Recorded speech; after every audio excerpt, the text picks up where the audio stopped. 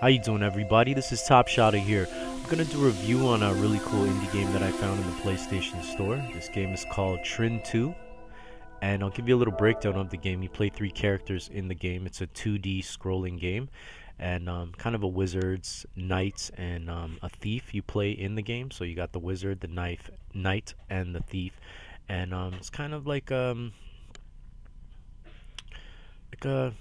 mystical, kind of game where you have to complete missions and puzzles and different things like that. So I'm gonna let you listen to the intro and kind of get an idea of what the game is about. And I have to admit, the visuals in this game were truly amazing, just stunning. It was a beautiful looking game, a lot of color.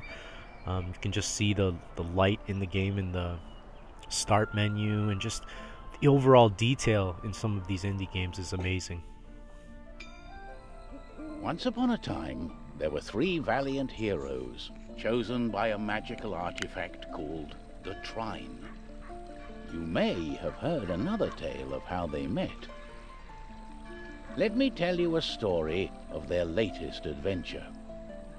Something mysterious and magical was taking place in the forest.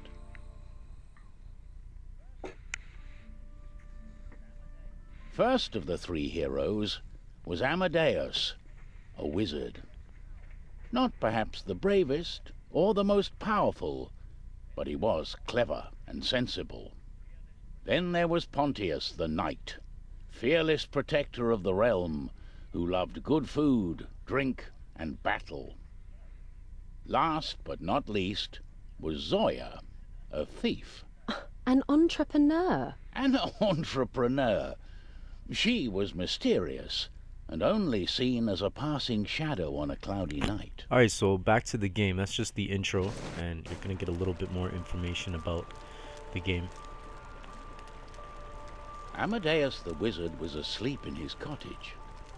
It was a place where he could study his fireball spell, hidden from the scornful eye of his wife. As you can see the detail in the house, and everything about this game just looks really pretty.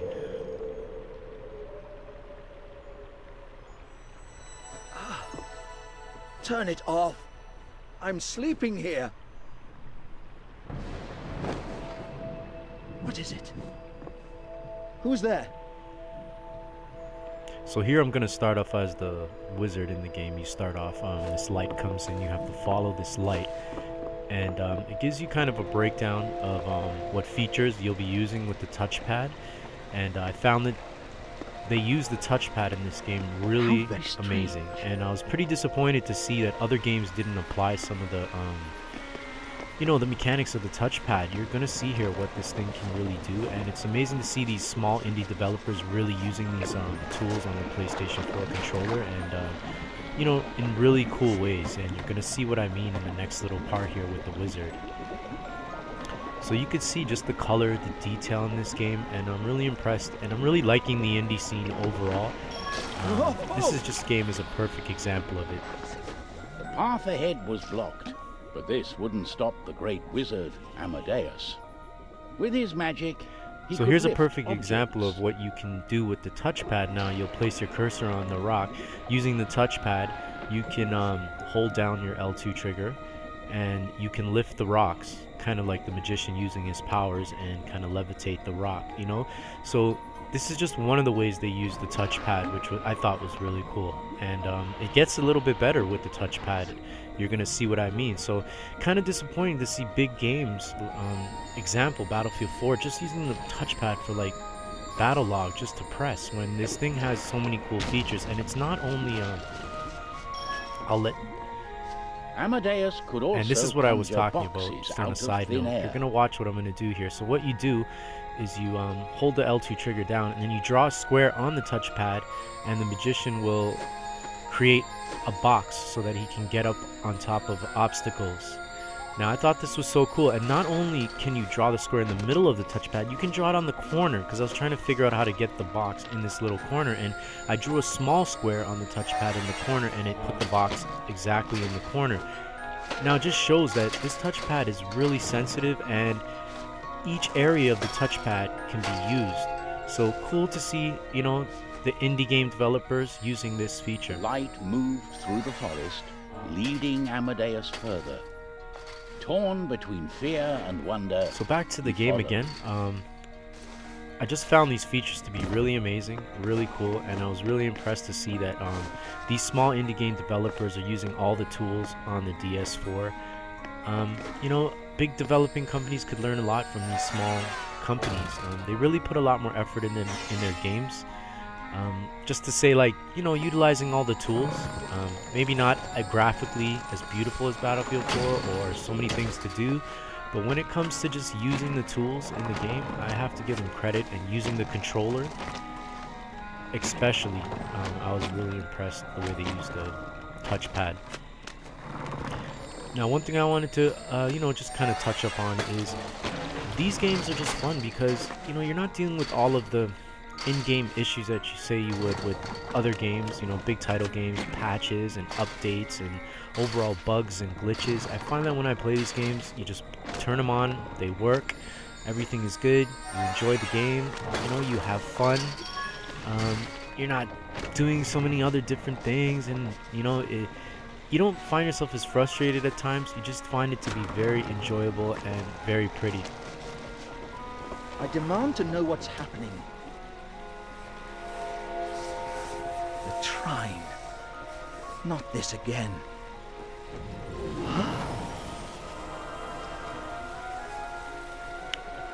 Pontius. Amadeus, get your things. We need to save the kingdom. What? Oh, this won't do at all, Pontius. I've children waiting for me to come home. I can't leave. But your magics are needed. The kingdom is in danger. Will this nightmare ever be over? Despite his reluctance, Amadeus knew that the heroes were needed once more. How did you end up here? Let me tell you. So now we're gonna move into the knight. That's the first opening scene with the wizard, and now I'm playing with the knight. So I kind of be quiet in between the scenes just to let you get an idea, kind of get the background of the game. Now, back into just the simplicity of the game and just the way it plays. It's very beautiful. The scenery, very beautiful. I love this scene with the knight, just the sun in the background, and just the overall detail that they put into this game looks pretty amazing. I think a lot of people enjoy it. If you have kids, they would, you know, probably enjoy this game. A lot of puzzle solving and working together with each of the characters in the game, and you use your different abilities to solve puzzles in the game, which is really cool. And I just find this is a nice way to step back from the Battlefield and everything I mentioned before, these big games. And it's just really nice to play these type of games. I come from the generation of Super Mario Brothers and, you know, the older type 2D games that were not so much on graphics and looking spectacular, but just fun overall. And I'm finding that this game's got that on top of the graphics. Pontius searched the farm, but saw no one And just there. makes the game pretty amazing. The nasties must have fled at And the a sight lot of of me. fun. Just brings that fun factor back. And I mean, I really like the fact that Sony has gone with indie developers and brought this to the PlayStation 4. I think it's going to be the one big thing that's going to separate, you know, going to put the PlayStation 4 on a nice level with games. Indie games can be so much fun, and I'm just realizing that now. You're going to see me do other videos with Doki Doki Universe. I also got a video with Tiny Brains, and you're really gonna see how cool these games are. And here's another example of the touchpad. So what you do is you use your shield, and you can, you know, just swipe your finger wherever you want your shield to position, and on the touchpad, and then you can block the rocks that are falling down on your head. So great use of the touchpad here. I really like it, and hopefully other developers can use the touchpad in the same way.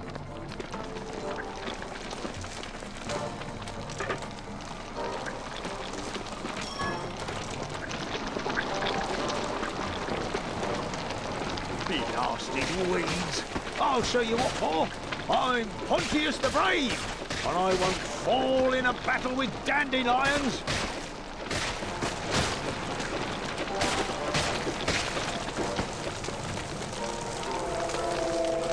The Trine!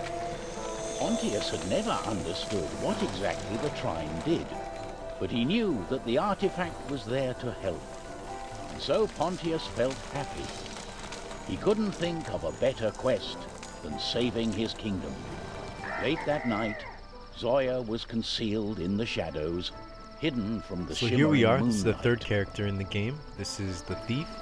So very cool. I like this character. You can kind of use your grappling hook, and you've got these arrows that you can shoot. You can freeze people with your arrow shot. But just her mobility, being able to jump high and jump off walls and stuff like that, really cool. So you can see this character will be a lot of fun to use in the game. So here's an example of what I mean. You use the touchpad again to draw your arrow and then shoot your arrow. So really nice to see the touchpad being used again. So just like the scenery, I mean, each character has their own kind of scene and what they do in the game. And you can see how their abilities will be cool together. There's an example of the grappling hook. Zoya passed through the town as quietly So here as you a are whisper. using Zoya's grapple hook to get past little spots and help collect these little orbs throughout the board. Now, I just want to, ask people what they think about these indie games. Are you an indie game player? Do you enjoy indie games?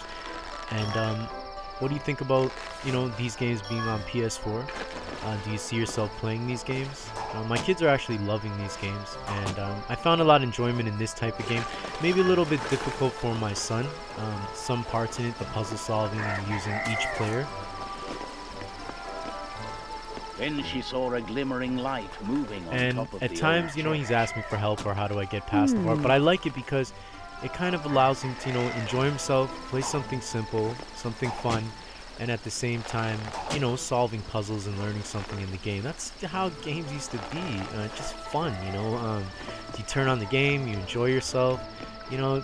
Like I said, may not look the best, but it was a lot of fun. And I like this indie game scene because not only do I mentioned before, do the games play and are just fun, they look amazing, and you can see the graphics in this game pretty spectacular for a small indie game. Just a lot of detail, and it looks really pretty.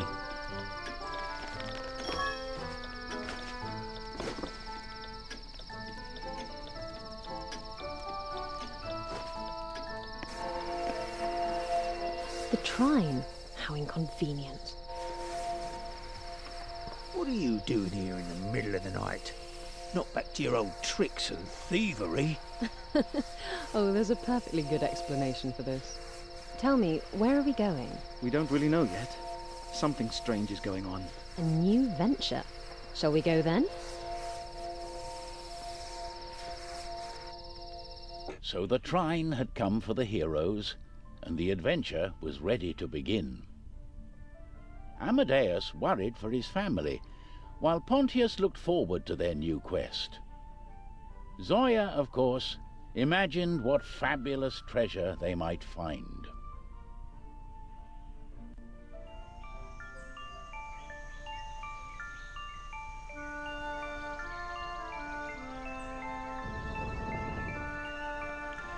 So here's where you start the mission, and I just took cutscenes from little parts that I enjoyed. I didn't want to ruin everything for people that want to start out, and kind of give you an idea of how each character works together and little tricks in the game and things you can do. So here's a cool example. You kind of pull the water log down, the water comes down, and some magical water that allows the other plants to grow, and then from there you can hop on the mushroom and you can grab the orbs. And little things like this, I just thought it was cool. It looked really beautiful, the detail and just how it looks. And just the little puzzles in the game just made it a lot of fun. So you're going to see I'm having a little trouble getting up there with the grapple hook. But still getting used to it when I was playing. So here I'm trying to figure out how am I going to get the water on the other plant so that it can grow so I can get the orbs that are a little bit further.